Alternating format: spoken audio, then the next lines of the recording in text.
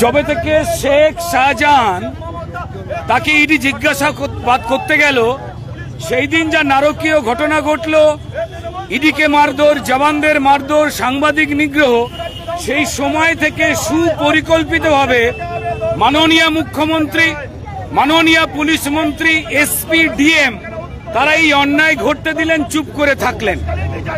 এবং আস্তে আস্তে এই লুটেরা শাহজাহান এবং তার সাঙ্গপাঙ্গরা তারা যখনই লুকোবার চেষ্টা করলো, তখন মানুষের ক্ষোভ বিক্ষোভ বেরিয়ে এলো এবং সত্যিটা বেরিয়ে এলো যে কি কি ভাবে তারা মানুষকে পণ্য মনে করে, পুতুল মনে করে নিজেদের ইচ্ছা মতো ভোগ করত। মা বোনেদের তারা টেনে তুলে নিয়ে চলে যেত, তাদের ইচ্ছা। আপনার জমি আপনার নয়, আপনার স্ত্রী আপনার নয়, আপনার মেয়ে আপনার নয়, আপনার মাও আপনার নয়, আপনার রেশন আপনার নয়, আপনার চাকরি আপনার নয়, আপনার শান্তি আপনার নয়, আপনার জীবন আপনার নয়, পুরোটাই শাসক দল তৃণমূলের হাতের মোহ এবং সম্পত্তি। এবং পশ্চিমবঙ্গের মহিলা মুখ্যমন্ত্রী মমতা বন্দ্যোপাধ্যায় তিনি সবটা জেনে যদি না এই ঘটনা হতে দিতেন, তাহলে এসপি এবং DM, BDO, SDO, police officer তাহলে তারাই অন্যায় সহ্য করেছেন। যদি তারা অন্যায় সহ্য করেন, তাদের অবিলম্বে জেলে পাঠানো উচিত মুখ্যমন্ত্রীর। কিন্তু তারা অপরাধীদের, এই শাহজাহান বাহিনীদের তারা প্রশ্রয় দিয়ে মানুষের অধিকার, মেয়েদের সম্মান লাগাতার যেভাবে লুট করিয়েছেন, এতে স্পষ্ট প্রমাণিত হয় যে পশ্চিমবঙ্গের মহিলা মুখ্যমন্ত্রী সবথেকে বেশি ঘৃণার নজরে দেখেন মহিলাদেরই। এবং যে কারণে ওই অঞ্চলের মহিলারাই বলতে বাধ্য হন যে 500 টাকা ভাতা বাড়িয়ে আমাদের মান ইজ্জত লোটবার দাম দেওয়া হচ্ছে। এর থেকে চরম দুর্ভাগ্যজনক ঘটনা হতে পারে না। এমন ঘটনা যখন ঘটছে, তখন তৃণমূলের বসিরহাটের এমপি নুসরাত জাহান, লোকজন জিজ্ঞেস করছে নুসরাত জাহান আপ হো কাহা। তৃণমূল এই পরিচিত মুখেদের এমপি এমএলএ বানায়, মানুষকে ঠকিয়ে ভোট নেয়, তারপর শাহজাহান বাহিনীকে নামিয়ে দিয়ে লুট করায়। আর যারা এমপি এমএলএ হন, সম্ভবত তাদের সঙ্গে কোনো লুটের ভাগ থাকে, না হলে এই নারকীয় যে ঘটনা ঘটেছে, মানুষ হিসেবে নুসরাত জাহানের এমপি হিসেবে প্রতিবাদ জানানো উচিত ছিল। আজকে দেবরাজ ইন্দ্রর মতো উপর থেকে হঠাৎ করে একটা ভয়েস মেসেজ পাঠিয়ে দিয়েছেন, এই দিয়ে মানে এইভাবে বদমাইশি করলে মুক্তি পাওয়া যায় না। এবং মাননীয় মুখ্যমন্ত্রী তিনি এই বাজারে লুট, চুরি, জচ্চুরিতে হেরে যাচ্ছেন দেখে তিনি ধেই ধেই করে নৃত্য করতে বেরিয়ে পড়েছেন ইলেকশনের প্রচারে, আরামবাগ চলো, অমুক বাগ চলো। মানে এর থেকে তিনি যেতে পারতেন না। সেখানে আমাদের বিরোধী দলনেতা তাকে ঢুকতে আটকে দেওয়া হচ্ছে। 144 ধারা ওই সন্দেশখালীতে, তার 60 কিলোমিটার আগে আটকে দেওয়া হচ্ছে। কিসের ভয়? তারা সত্যিই থরথর করে কাঁপছে যে সত্যিটা বেরিয়ে পড়ছে। এই চরম দুর্ভাগ্যের মানবিকতা, মনুষ্যত্ব, মানুষের অধিকার, যেটা ফান্ডামেন্টাল রাইটস, সেইটা লুট হয়েছে। তার বিরুদ্ধে মানুষকে রাস্তায় নামতেই হবে। আর পশ্চিমবঙ্গে এই বঙ্গবিভূষণ, টিভুপন, এই সমস্ত ধান্দায় শিরদাঁড়া বেচে দেওয়া বুদ্ধিজীবী যারা অন্য রাজ্যে ফুসকুড়ি হলে এখানে বোম পড়েছে, এই সমস্ত কথাবার্তা তুলে কোথায় গেলেন অপর্ণা সেন? কোথায় গেলেন কৌশিক সেন? কোথায় গেলেন রামচন্দ্রের জন্মবৃত্তান্ত খুঁজে ক্লান্ত হয়ে গিয়ে চোর চোর করে চোরেদেরই মঞ্চে গান করা নচিকেতা চক্রবর্তী? কোথায়? একটু দলমতের বাইরে গিয়ে নিজের বাবার দেওয়া সিদ্ধান্তটাকে সম্মান জানাতে একটু কথা বলুন নিরপেক্ষভাবে।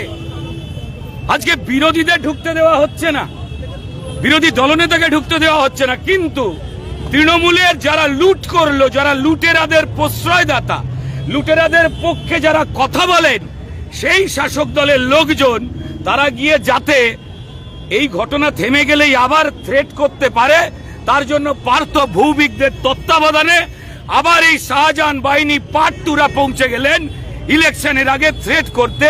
ভোট না দিলে এর থেকেও মারাত্মক কি ঘটবে।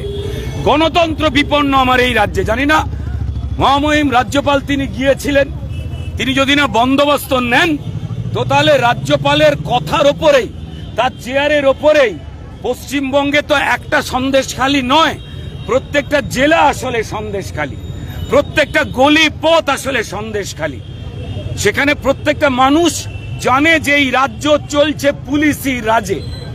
পুলিশ আপনাকে আটকে দেবে, আপনাকে জেলে পুরবে, সেই ভয়েতে বাঙালিকে আটকে দাও, বাঙালিকে ভয় দেখাও মানিজ্যতের, মিথ্যে কেস দেব গাঁজার। শুধু বিরোধীদের নয়, নিরপেক্ষ মানুষকেও ওই পুলিশের ভয়েতে আগলে রেখে দেওয়া হয়েছে। তবে মুখ খুলেছে সন্দেশখালী, তাই সারা বাংলা তাদের দিচ্ছে প্রণাম আর হাততালি। যে মায়েরা, যে বোনেরা, একজন মহিলা তাদের সম্ভব লুট করার গল্প কোনোদিন গর্বিতভাবে বলতে পারেন না, লজ্জা লাগে, ধিক্কার জানাতে ইচ্ছা হয় যে আমার রাজ্যের মুখ্যমন্ত্রী একজন মহিলা। তার দল তৃণমূলের সবাই গর্ব করেন না যে ভারতবর্ষের একমাত্র মহিলা মুখ্যমন্ত্রী? এই সন্দেশখালী বকটুইতে মা বোনদের পুড়ে চেলাকাঠ হয়ে যাওয়া, পশ্চিমবঙ্গে একের পর এক আমাদের রাজ্যের মা লক্ষ্মীরা যারা স্ত্রী হারিয়ে লাশ হয়ে পড়ে থাকে কচুবনের ধারে, তাদের দেখবার পর সারা ভারতবর্ষের মানুষ বলছে যে তাহলে মহিলা মুখ্যমন্ত্রী কি না চাওয়া উচিত? ঠিক এই জায়গায় মমতা বন্দ্যোপাধ্যায় মনুষ্যত্বকে নিয়ে গেছেন, মহিলাদের অধিকারকে নিয়ে গেছেন, মানুষের অধিকারকে শেষ করে দিয়েছেন। লজ্জাও লাগে না তার ভোট চাইতে। যদি তাকে ভুল করে, তার দলকে ভুল করে যদি কেউ ভোট দিয়ে পুনর্বিবেচনা করবার সিদ্ধান্ত নেয়, তিনি আবার নিজের হাতে নিজের ক্ষতি করারই সিদ্ধান্তকে ওয়েলকাম করবেন। তিনি নিজের স্ত্রী, নিজের কন্যা, নিজের মাতা কাকে কখন টিএমসির পার্টি অফিস রাত 12টায় গোপন মিটিং করতে তুলে নিয়ে চলে যাবেন, সেই দিকে নিজের গলিকে, নিজের পাড়াকে, বাংলার প্রত্যেকটা গলিকে সন্দেশখালী বানিয়ে তুলবেন। দাদা, আজ কলকাতা হাইকোর্টের বিচারপতি জয় সেনগুপ্ত তিনি বলেছেন 144 ধারা কি কারণে 144 ধারা তুলে নেওয়া হোক, বিষয়টা কিভাবে? দেখুন, পশ্চিমবঙ্গে মাননীয় যারা বিচারপতি রয়েছে, সম্মানীয় যারা বিচারপতি রয়েছেন, যাদের মানব অধিকারকে সুনিশ্চিত করা, সংবিধানকে সম্মান জানানো, আইনকে রক্ষা করবার জন্য যারা বিচার কাজ করেন, যাতে মানুষের অধিকার লুট করা, এই যে তৃণমূলের লুটেরা গুন্ডা বাহিনী যারা কোনো কিছুই লুট করতে বাকি রাখছে না, ভোটও লুট করে নেয় আমাদের, আমরা কেউ ভোট দিতে পারি না। মায়েদের মান, ইজ্জত, রেশন, চাকরি, চাল, ডাল, গরিবের সব তো লুট করেছে, আবাস। তারপরে যখন চোরেদের ধরবার জন্য বিচার করা হয়, তখন তৃণমূলের মুখপাত্ররা ভাঙা পাত্রের মতো করুণ অবস্থায় টেলিভিশন চ্যানেলে এবং আপনাদের মিডিয়ার সামনে এসে গর্বিত বুকে মিথ্যে কথা বলেন এবং পশ্চিমবঙ্গে লুটেরা আর খুনিদের পাশে দাঁড়ান এবং মাননীয় মুখ্যমন্ত্রী তাদের বীর বলেন, ভালো ছেলে বলেন, এবং যারা বিচার করছেন মনুষ্যত্বকে বাঁচাবার জন্য, আইনকে বাঁচাবার জন্য, তাদেরকে অসম্মানিত করেন। সেই বিচারকদের তাদের নামে পোস্টার মারেন, তাদের পরিবারকে জ্বালাতনা করে বিচার ব্যবস্থাকে স্তব্ধ করতে চান। সারা মানুষের কাছে যে আমাদের এই মাটিতে সবার উপর কোর্ট সত্য, তাহার উপর নাই। আর এই চোর মমতা বন্দ্যোপাধ্যায়ের কোম্পানির দল তৃণমূল মনে করে সবার উপর চোর সত্য, তাহার উপর নাই।